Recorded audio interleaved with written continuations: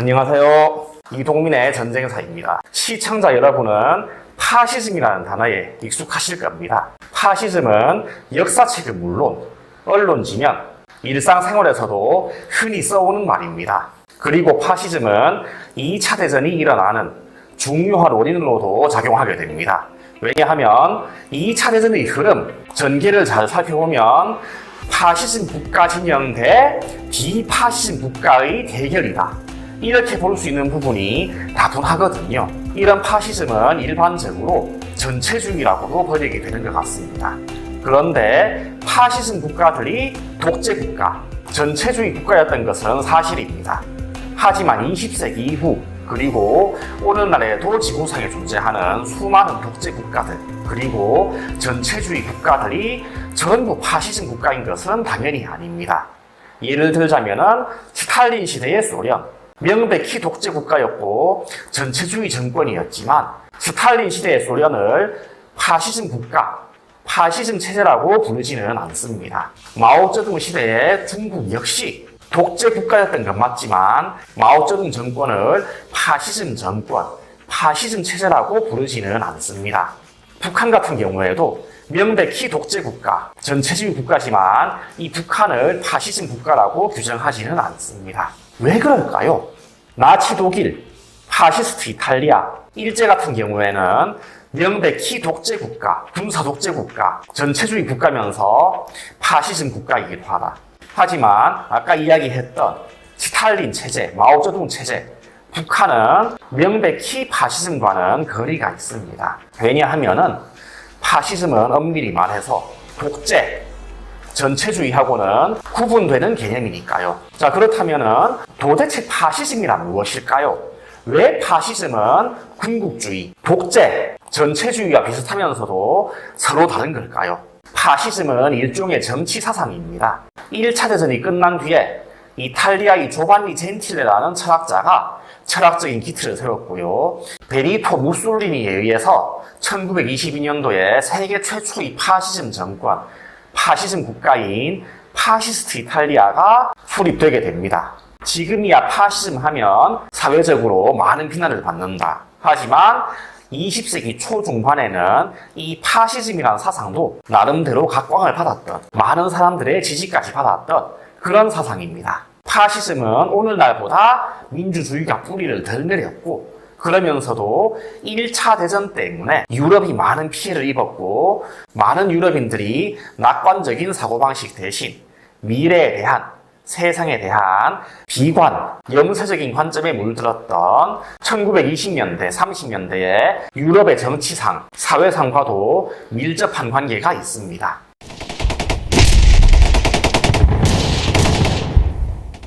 파시즘의 특징은 크게 다음과 같이 정리할 수가 있죠. 첫째로 파시즘은 인간의 불평등을 전제합니다.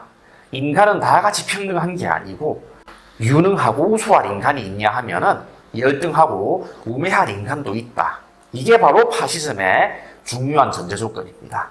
그러다 보니까 파시즘에서는 민주주의, 특히 대의민주주의를 부정합니다. 왜냐하면 우매한 민중들, 어리석은 대중들에게 중요한 의사결정, 정치를 맡겨두면은 중우정치로 흐른다 하는 것이 파시즘의 기본적인 관점, 철학입니다. 그렇기 때문에 파시즘에서는 민주주의 대신 아주 능력이 뛰어나고 카리스마적인 지도자, 엘리트 집단에게 정치를 맡겨야 된다. 일반 대중은 그런 지도자, 엘리트 집단을 따르기만 하면 된다. 이런 것이 바로 파시즘의 정치관입니다. 당연히 파시즘은 본질적으로 독재로 흐를 수밖에 없는 그런 사상인 거죠. 두 번째 특징입니다. 파시즘은 아주 극단적인 민족지상주의, 국가지상주의, 그리고 집단주의입니다. 애초에 파시즘이라는 말 자체가 이탈리아 단어 파시에서 나왔는데요. 이 파시라는 말의 뜻이 바로 연대, 결속, 이런 뜻입니다. 당연히 파시즘에서는 국가와 민족이 지상과제, 최고의 가치가 될 수밖에 없는 겁니다. 실제로 무솔리니 같은 경우에는 위대한 로마 제국을 회복하겠다. 나치 독일 같은 경우에는 위대한 게르만족의 영광을 현대에 되살리겠다. 이런 식의 민족 감정을 제대로 파고드는 극단적인 민족주의 프로파간다로 대중의 지지를 얻고 정권을 잡기까지 하게 됩니다. 당연히 파시즘 체제 하에서는 국가라든지 민족 전체에 반하는 사상은 극단적으로 탄압을 받을 수밖에 없습니다. 사회주의, 공산주의 같은 걸 말할 것도 없고 반전 사상, 심지어는 1920년대, 30년대 기준으로 굉장히 참신한 세련된 예술 풍조였던 재즈 음악, 아방가르드 같은 것들도 파시즘 정권 하에서는 극도로 탄압을 받게 됩니다. 왜냐하면 이런 사상, 이런 예술들은 민족의 결속, 국민의 단합을 저해한다. 퇴폐적이고 개인주의적인 잘못된 사상을 퍼뜨린다. 이런 것이 바로 파시즘의 논리였거든요. 세 번째 특징입니다. 파시즘이 다른 독재, 전체주의, 군국주의하고 아주 극명하게 구분되는 중요한 특징인데요. 파시즘은 극단적인 반공주의 사상입니다. 애초에 20세기 초반에 파시즘이 등장한 이유는 공산주의가 자꾸 확산을 하니까 이 공산주의를 경계한 기득권, 보수적인 성향의 사람들, 반공주의자들, 신앙심이 강하거나 종교인들, 이런 사람들의 공산주의에 대한 공포심, 경계심을 뿌리 삼아 생겨난 사상이 바로 파시즘입니다. 당연히 파시즘은 극단적인 반공주의이기 때문에 예를 들자면은 소련의 스탈린, 마오쩌둥 이런 것들은 파시즘에 해당될 수가 없는 겁니다. 네 번째로 파시즘은 다분히 팽창주의적인 사상입니다. 아까 파시즘이 극단적인 민족지상주의, 국가지상주의적인 사상이다. 이런 얘기 했었죠. 자, 이 말은 다시 말하면 국가와 민족의 생존, 발전, 영광을 위해서는 다른 민족을 침략하고 병합해도 된다. 그렇게 해서 해외 영토, 해외 식민지를 최대한 많이 확보하는 것이 국가가 살고 민족이 발전할 지름길이다. 자양분이다 하는 것이 파시즘적인 팽창주의입니다. 당연히 파시즘은 군국주의, 군사독재가 될 수밖에 없죠. 그리고 파시즘이 계속해서 이어지면은 팽창주의, 침략 전쟁이 이어질 수밖에 없는 겁니다. 실제로 1930년대에 나치 독일, 파시스트 이탈리아, 일본 제국 같은 경우에는 대외 팽창, 침략 전쟁을 계속했었다. 이런 침략 전쟁, 팽창 정책이 결국에는 이어진 끝에 2차 대전으로 터져버린 겁니다. 마지막 특징인데요. 이 역시 파시즘만이 갖는 다른 독재, 군국주의, 전체주의하고는 확연하게 구분되는 특징입니다. 파시즘, 당연히 독재 사상이죠.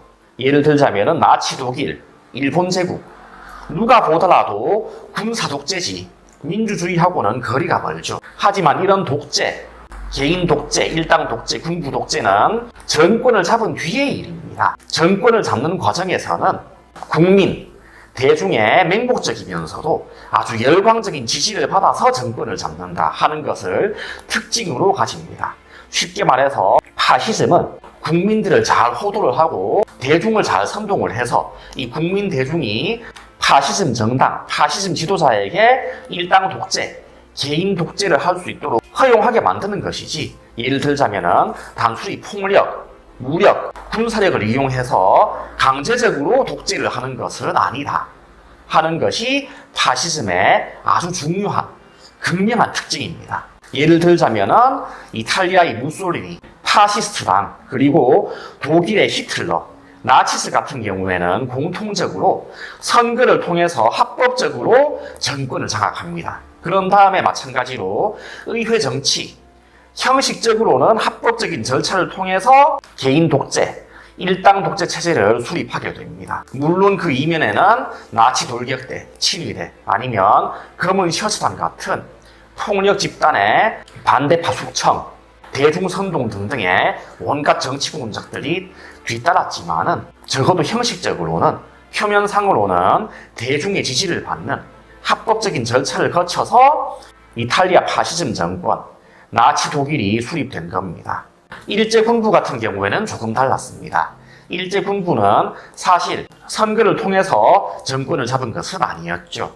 하지만 일본의 군부 역시 단순히 힘, 군사력으로 국민을 짓누르기만 한 것은 아니었습니다. 1920년대 말, 30년대에는 대다수의 일본 국민들이 군부를 청렴하고 유능한, 일본을 되살릴, 일본의 영광을 가져다 줄 유능하고 청렴한 정치 세력, 정치적인 대안으로 열렬하게 추종을 했습니다. 그렇기 때문에 일본의 군부는 이런 국민들의 열화 같은 그러면서도 맹목적인 지지를 등에 업고 국정농단을 일삼고 진주만 공습, 태평양 전쟁을 벌일 수가 있었던 겁니다. 파시즘, 지금 보면 누가 보더라도 잘못된 정치 사상입니다. 시청자 여러분 중에 예를 들자면은 파시즘은 옳다, 우리나라에 파시즘 정권이 수립되면 좋겠다, 이렇게 여기실 분은 아무도 안 계실 겁니다. 하지만 20세기 초중반에는 파시즘을 추종하는 사람들, 파시즘 국가도 적지가 않았었습니다. 그리고 파시즘의 득세는 결과적으로 제2차 세계대전이라는 미증유의 비극으로 이어지게 되는 거죠. 이런 파시즘은 단순한 독재, 전체주의하고는 비슷하면서도 다른 사상이었습니다. 극단적인 반공주의이기도 했고 무엇보다 국민들의 열렬한 그러면서도 맹목적인 지지를 받은 거죠. 이 말은 2차 대전에는 물론 히틀러, 무솔리니 아니면 일본 군부 같은 정치인들의 책임도 무시할 수가 없습니다.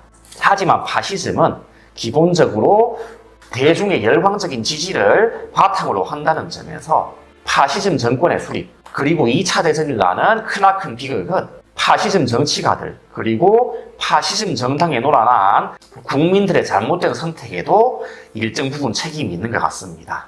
그런데 왜 여러 나라 중에서 하필 이탈리아가 파시즘의 종주국이 되었을까요? 그리고 왜 독일에서 그리고 일본에서 그처럼 강력한 파시즘 정권이 수립되었을까요?